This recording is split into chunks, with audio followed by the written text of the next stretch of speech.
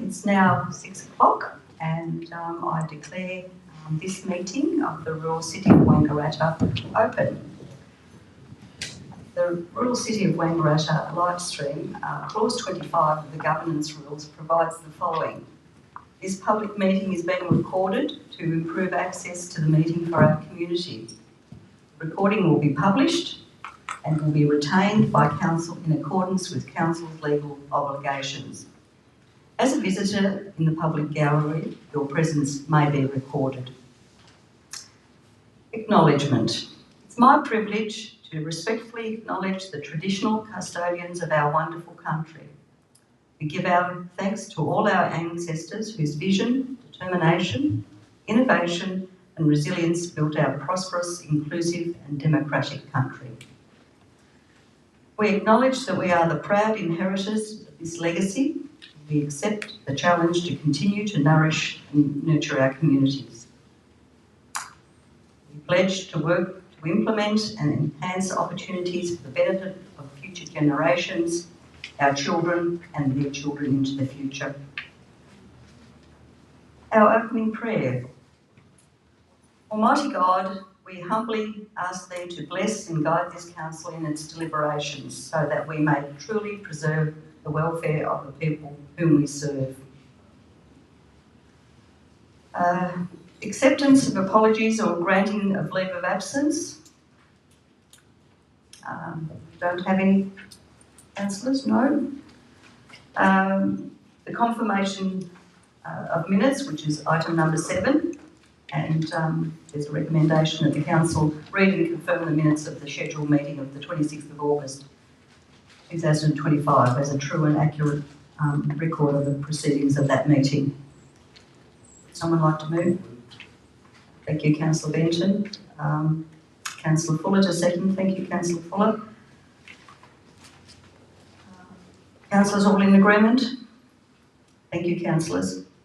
Item number 8 is the conflict of interest disclosure. Do we have a conflict of any on tonight's agenda?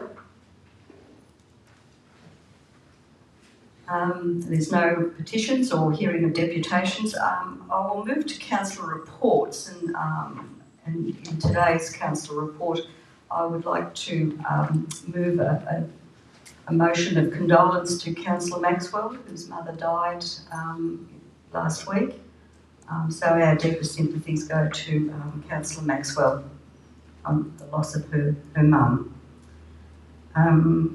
I also would like to move a notice of condolence and deep regret to the recent loss of 2 police officers at the Wangaratta Police Station, Senior Constable Vadim DeWart Hotat and Detective Leading Senior Constable Neil Thompson. Both were based in Wangaratta and died in the line of duty protecting our community. Mr. Thompson, Neil Thompson, was a resident of the rural city of Wangaratta, so we note that with deep regret. We need someone to... Can I move to those be noted in the minutes, please? Thank you, Councillor Fuller, and Councillor Fitzpatrick. Councillors all in agreement? Thank you. Now we move to item 13.1, which is our risk appetite statement, and I'll ask the Director for Corporate and Leisure to speak to this particular item. Thank you, Mayor Grant. So this is item 13.1 in the agenda, and this is the risk appetite statement presented to councillors to consider adopting, which is reviewed annually. The risk appetite statement outlines the amount of risk that council is willing to accept in pursuit of its goals and in delivery of the council plan.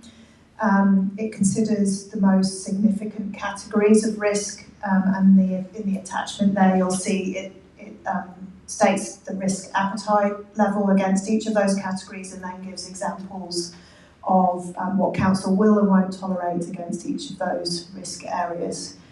So yeah, over to councillors to consider adoption of that annual review. Thank you. Thank you, Director Brindley. Would someone like to move? Oh, I beg your pardon. Questions from the audience. I mustn't forget you tonight. And thank you for all of you for coming too. So has anyone got a question to this particular item? If not, I'll have a mover. Councillor Fuller. Someone to second? Councillor Benton. Councillor Fuller, do you want to speak to this particular item? Councillor Benton? Yeah, look, it is a straightforward, and I think it's probably very safe to say that the rural city of Glenrowan has got a very, well, high or low risk. We don't want risk, so our appetite for risk is very, very low. So, moved by Councillor Fuller. Oh, Councillor Fuller to move and Councillor Benton to second. Councillors, are we all in favour? Thank you. That's been moved. Now we move to 13.2, which is our unreasonable conduct policy 2025. And Director Brindley, that's your. Thank you again. So this is a draft policy presented to councillors for unreasonable conduct relating to actually members of the community. And it provides an approach for council to manage unreasonable or unsafe customer behaviour. The intent of this policy is to ensure the safety and well-being of staff and those who work with council and the broader community, and also to support the appropriate and proportionate deployment of council resources, again, making sure that council can serve the benefits of the community as a whole. The policy also sets out clear definitions of what unacceptable conduct means, including things like unreasonable persistence, excessive demands, lack of cooperation, unreasonable arguments, and unsafe behaviours such as aggression or threats. And then sets out a framework for how council will assess and act appropriately, proportionally, and also being mindful of human rights and various, community needs in light of that. Present the unreasonable conduct policy for councillors to consider adopting. Thank you. Thank you, Director Brindley. Do we have a question from the audience on this particular one? No. Do we have a councillor? Councillor Fitzpatrick? Someone to second? Councillor Bussell? Councillor Fitzpatrick, would you like to speak? Yeah. Councillor? Yes, thanks, Madam Mayor. This is a very necessary policy, but it really does sadden me to think that we actually need a policy like this. But unfortunately we do, and I hope that we never have to use it, but that's where we are at the moment. Thanks, Madam Mayor. Well, look, and I absolutely agree with your comment about the fact that we even in fact need a policy such as this, and I think, I've been involved in local government for a very long time, and I've seen the pressure on councillors and council officers, and people's expectations are often can be unreasonable, and it puts an enormous amount of pressure, and particularly when there seems to be a loss of understanding and respect in that process. So this policy, I hope, supports the council in its work and gives people pause to think that if they're not happy with something, is there another way to approach the way they're doing business with council?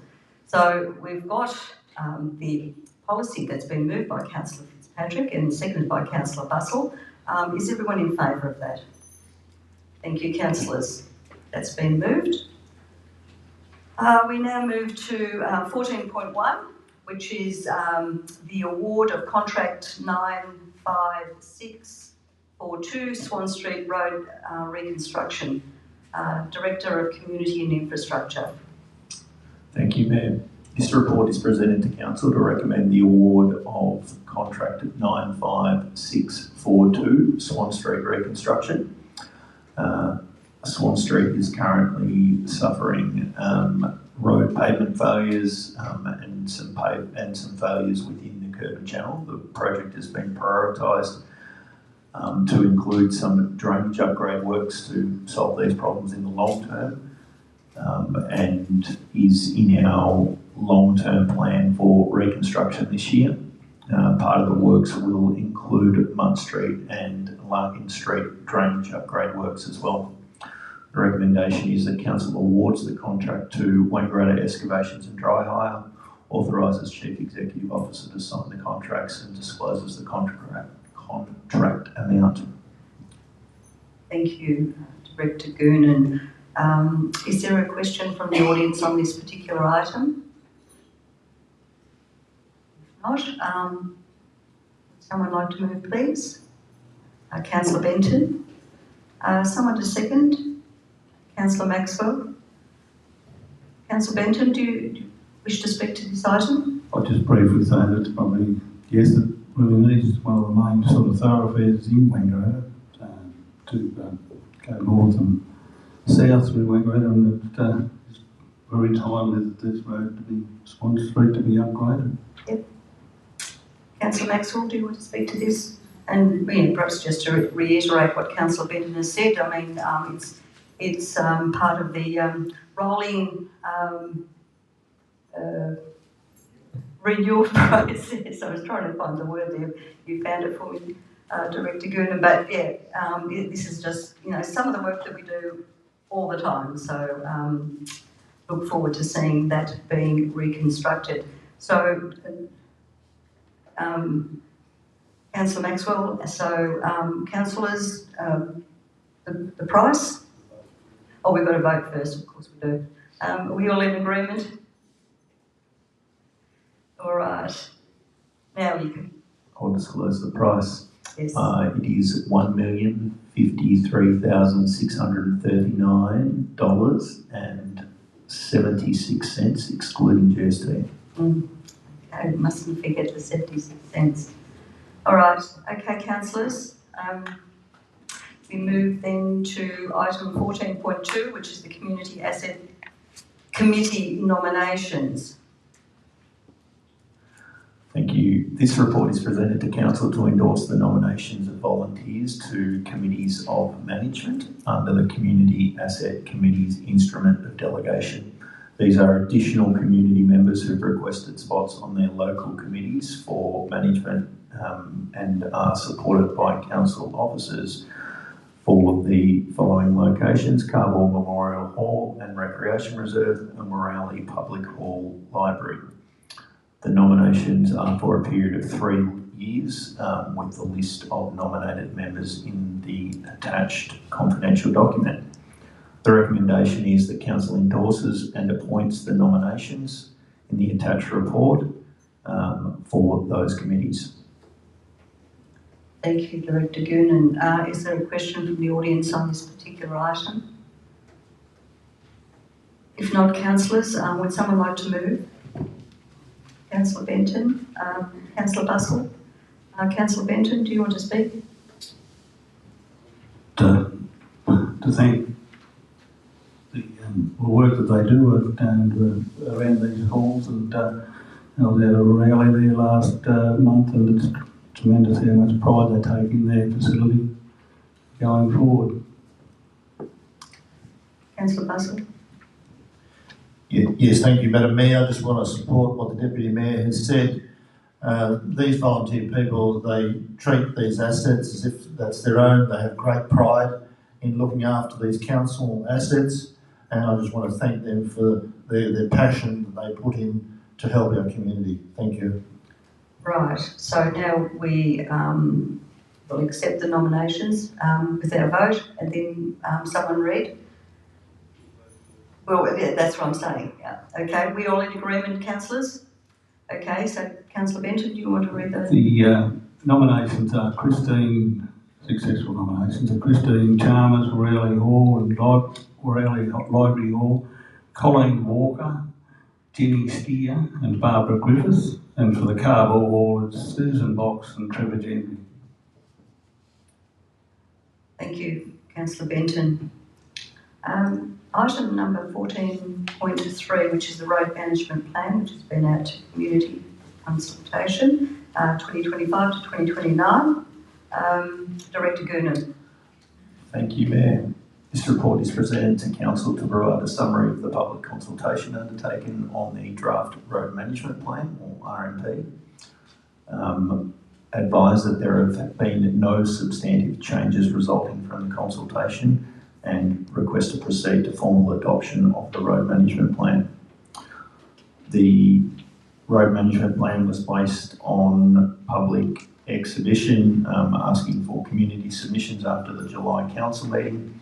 At the commencement of this engagement period, council officers produced videos to improve the understanding of the road management plan within the community.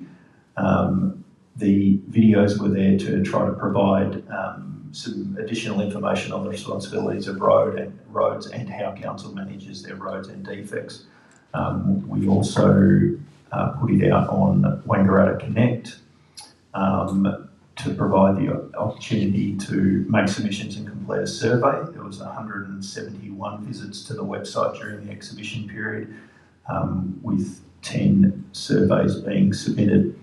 We have also held 2 drop-in sessions, one at Wangaratta and one at Cheshunt, where we had approximately 50 people attend those drop-in sessions during the period. Council officers now believe that we have completed our consultation. Out of that feedback, there was no significant changes made, so the recommendation is that Council considers the community engagement report and the summary of submissions made and adopts the road management plan without further amendment. Before I go to the public question, Director Goonan, what was, how did you feel that people responded back to this particular road management plan? Because roads are an important element of the municipality and people are always interested in how roads are being maintained. Yep, absolutely. So some of the Facebook comments were helpful to me in my presentation. So there was some good instructions for me on how to do better in that space. Look, in general, it's clear that we need to continue working both internally at council and also externally within the community to really bed down what the road management plan means and how it works and functions. Everyone wants to see better maintenance on their roads. That's a fact of life. Unfortunately, the road management plan, even though it does look like it spells that out, it doesn't dictate how we do maintenance. Essentially, the road management plan is that agreement between council and the community on what the maximum defect that the community or council will take on board before making a fix. So this is very much the end of the line, if you like. We would like to think that our maintenance standards make sure that we don't end up needing to refer to the road management plan, but the reality is the document needs to be there. Thank you, Director Goonan. Now, is there a question from the audience on this particular item? If not, councillors, would someone like to move? Councillor Fuller, thank you. Someone to second? Councillor Maxwell? Councillor Fuller, would you like to speak? Councillor Maxwell? So, ready to go. Thank you, Madam Mayor. And thank you, Director Goonan. I know a lot of work has gone into this, and I certainly would like to encourage not only those in the gallery tonight, but for anybody watching. Now, this is a really important process, and this is how we gain the best possible feedback from our community. If community don't engage in services like this or come and talk to us about their issues, it's very difficult for us to learn from and understand what you're seeing in the community. So I think this is a really great start for the road management plan, and I would certainly like us to get back to core business of I've been driving around a bit lately and there are a few too many potholes. So, but like I said, I encourage everyone to continue providing that feedback. Thank you.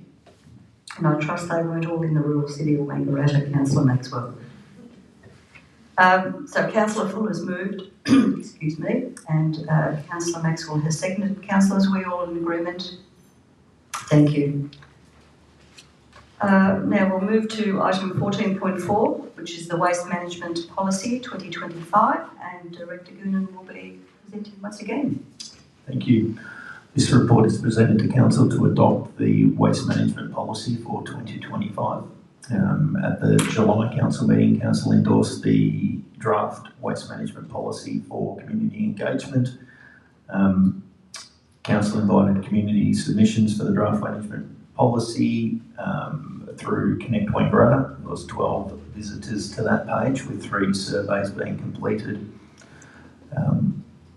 There was no significant changes made, and the 3 submissions that were made were generally complimentary. Recommendation is that Council endorses the Waste Management Policy 2025.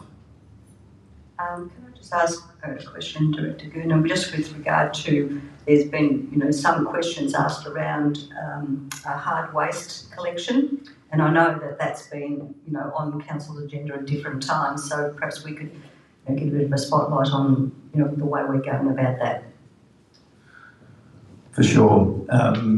So with regards to hard waste, one of the difficult things based on the way the current WorkSafe laws work, it's a very difficult thing to introduce. It's obviously, once the community is satisfied with that service, a very difficult thing to take out. So given we don't have that service, we're not planning to reduce that.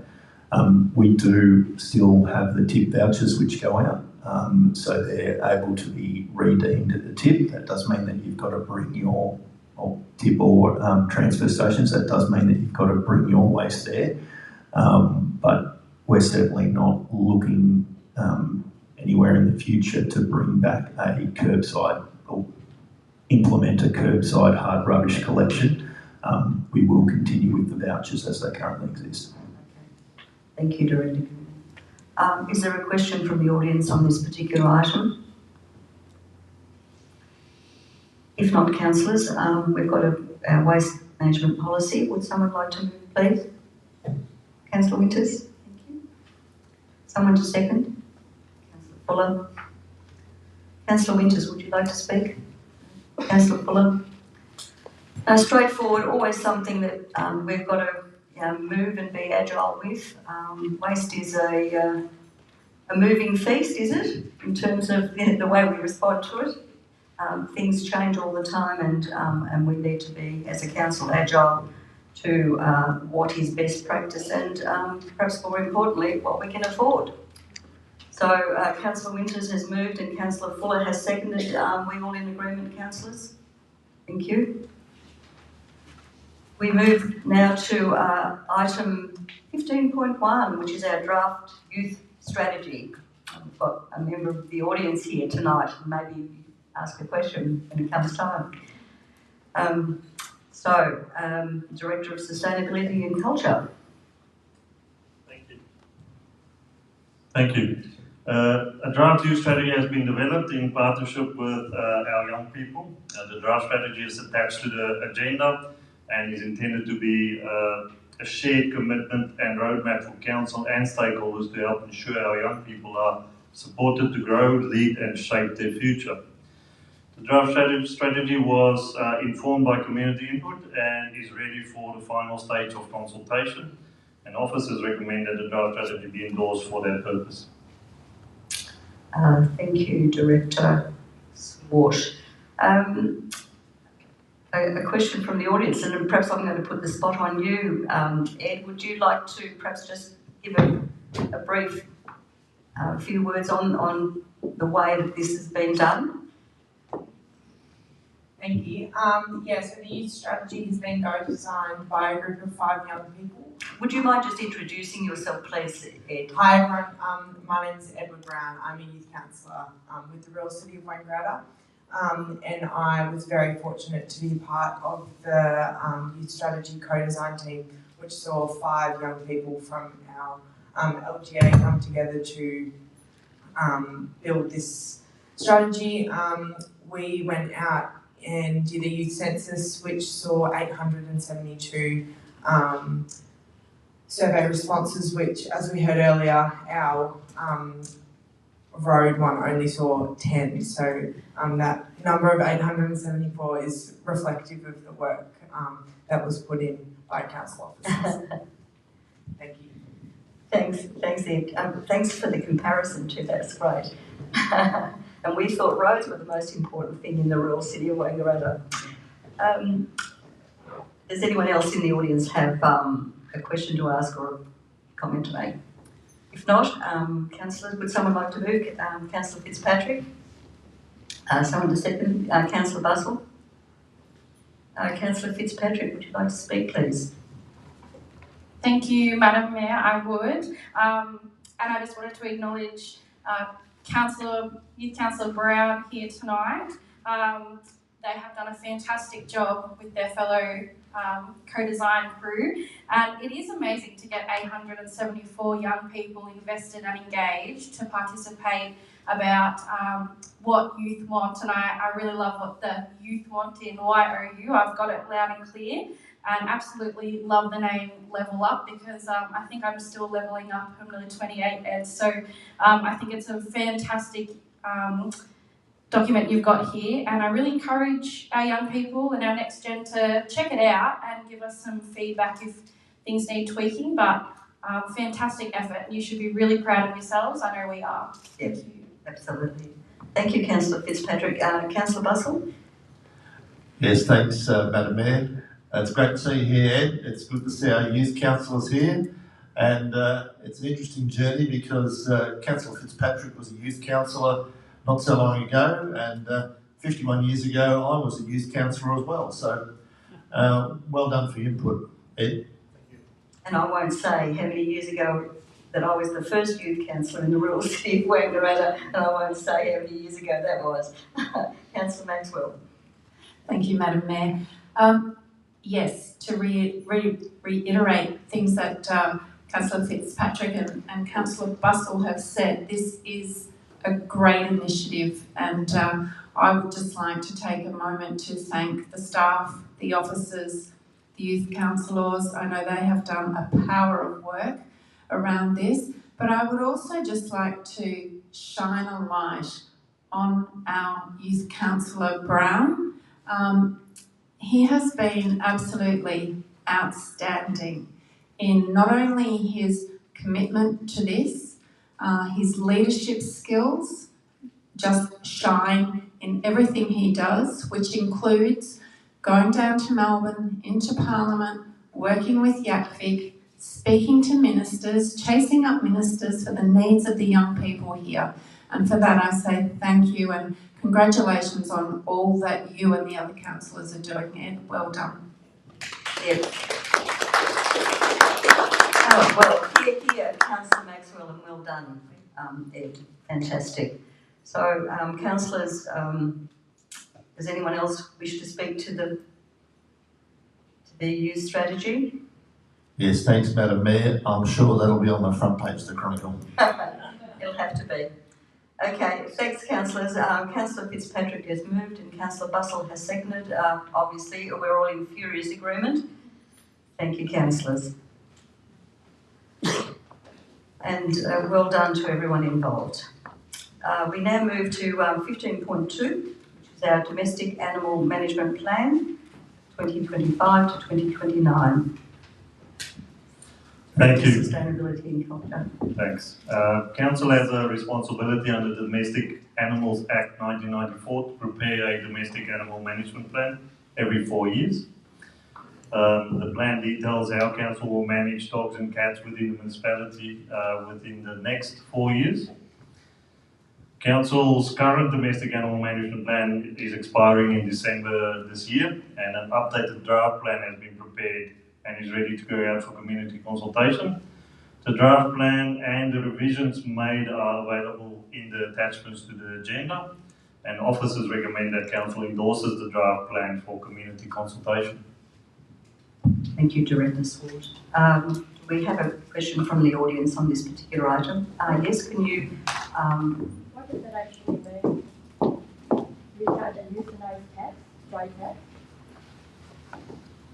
Well, that's happened in the past. The object of the plan is to put it out to the community to get feedback on what we've got set down. Swart. Yeah, I didn't hear you clearly. Did you ask whether we are going to euthanize cats? Because it just says feral cats, so what are we going to do with the feral? They're not feral cats, they're cats that irresponsible people have let down. Yep. So if you look at the draft document, and I will just repeat that the opportunity, if council did go with the officer's recommendation to endorse this draft plan for community consultation, is for people to have their say about the content of the plan. This plan covers a range of topics, including, that we will manage stray animals, as you call them, and we manage that through different processes. There's some numbers in the document in terms of the numbers of animals that we have euthanized over the last years or the last few years, and that is part of what we do in terms of animal management. It's not the only part. A big part of what we focus on is to make sure that pets find their way back home. So where pets are registered and microchipped, so responsible owners, we find those owners very quickly because they are registered and microchipped, and we return them home as quickly as we can. Are you talking about feral cats, or is that the one down the bush and everything, is it? No, we're not going out into the bush. Well, what's the feral? Could you use the microphone, please? I can't hear you. Can you please just state your name too? Nice and close to the mic. You know me, Marie. Marie. So it just said feral cats, and I thought you were going to go out the bush and all these ones that have been dumped and euthanize them. Is that it? What did the heading mean? Yeah, so we don't do proactive searches for feral cats. We don't have the resources to do that. So what typically would happen is that a member of the community would approach council and report a cat that's out and about, and they consider, feral, and we would utilize things like cat traps to try and capture that animal.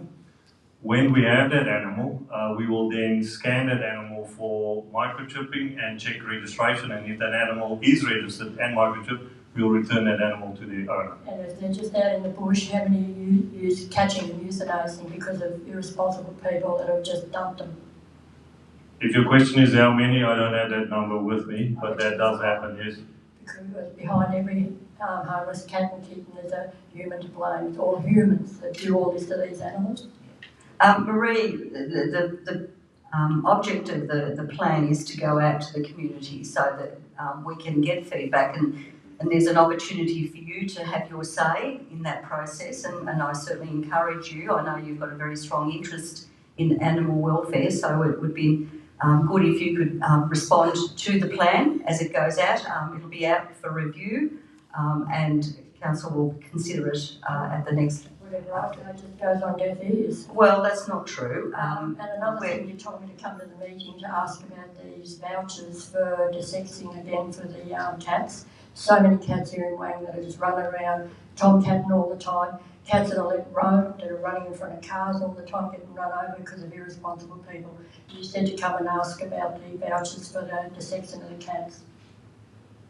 Is there any way you can get them again for those people? I said you should come and ask that question. Pardon? Are you saying I said you should come here and ask that question? I read Randy, she told me that. I was talking in Coles not long ago and you said to come to one of the meetings. Well, I said that, yes. Yep. And the response would be, if we have the opportunity, the last time we had a desexing program, it was actually funded by the state government. If we had that opportunity again, we would take it. We obviously work with our local vets and direct people to vets who are often willing to do it at a reduced cost. Yeah. So that is at the moment what we do in terms of that desexing process. Again, it's up to people. you know, it's very difficult for council to step in when people are not doing the right thing by their pets. Yeah, I know of a lady that's cat's having the fourth litter of kittens. Yep. And it's only 4-year-old. Okay. These people give me the shit, so sorry for the language. All right, well, thanks, Marie. Has anyone else got a question? All right, councillors, we have our domestic animal management plan, and as I mentioned to Marie, this has got to go out to the community. So would someone like to move? Councillor Fuller? Someone to second? Councillor Fitzpatrick? Councillor Fuller, would you like to speak? Thank you, Mayor. Just reiterating what Marie said there, that it is a lot about the people and the ownership of these, and we need to encourage people even through this program to ensure that people take responsibility for the actions, whether it be cats or dogs or other pets. Thank you. Okay, councillors, we've got a motion that's been by Councillor Fuller, seconded by Councillor Fitzpatrick. Are we all in agreement?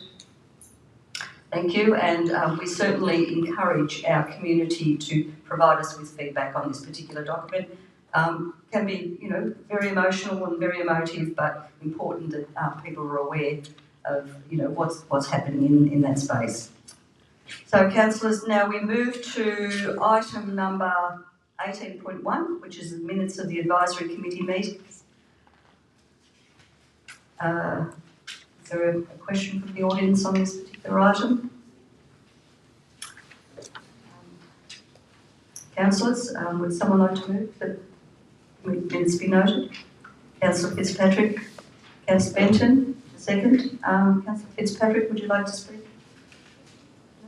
Councillor Benton? Okay, it is housekeeping. Moved by Councillor Fitzpatrick, seconded by Councillor Benton. Councillors, we all in agreement? Thank you. We move to item number 19, which is notice of motion. There aren't any, no urgent business. And item number 21, which is public question time. I will ask Councillor Winters to respond to a question that was made to her on notice. So I'll ask Councillor Winters to actually read the question and provide the answer which was made at the last meeting.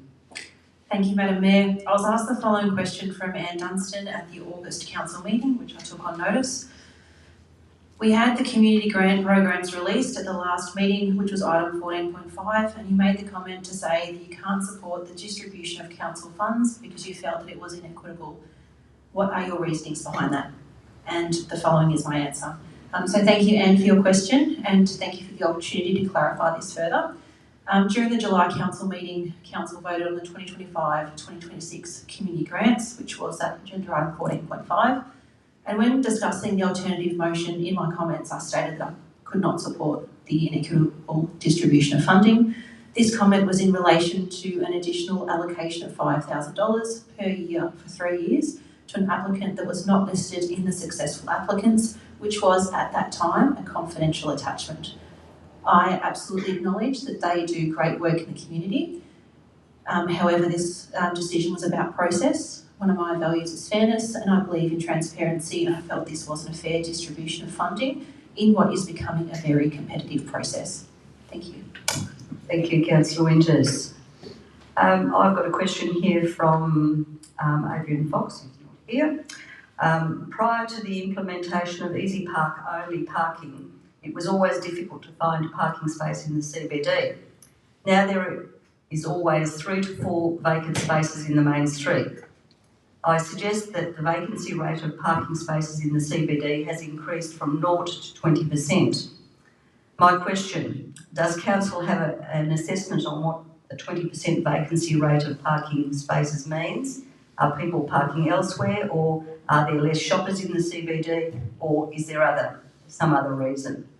And the response from Council, which I'll read, Council is in the process of reviewing the parking mix within the Wangaratta CBD, including disabled parking. As part of this work, parking occupancy surveys have been completed and we are awaiting the report. The results will enable us to compare parking occupancy rates from previous studies and help determine if changes are required. Separately, council officers have observed the following: an increased usage of free parking areas, such as the area around Big W, behind the Performing Arts and Convention Centre, and car parks 2 and 4, while some vacant spaces still remain available in these areas. A mix of occupancy of on-street parking in the CBD, with some streets more fully occupied than others. Parking availability at the coastal. The council's transaction records also show significant activity so far this financial year when it comes to the use of both Easy Park app and the voucher payment systems. And I've been told that we've sold in excess of 350 vouchers to the community. And I think there are a number of other reasons why parking looks the way it does at the moment. Some of it is about the cost of living. People are not shopping the way they used to. People do online shopping rather than shop at shops. And but this is part of a process that council's working on at this particular point, and we'll be hoping to bring a report to council later on this year. So that was from Adrian Fox. Well, okay. Any other questions from the audience? Yeah, I wish there was no parking and we didn't have to pay. It'd be good. No such thing as free parking. I'm down for it. Okay. Any other questions? Except for the weekends. Except on the weekends. Well, that's exactly. Don't talk to me soon. Well noted, Kylie, and thank you for your postcard. That was very well received. Thank you. Okay, councillors and our audience, thank you for your attendance. The meeting is now officially closed.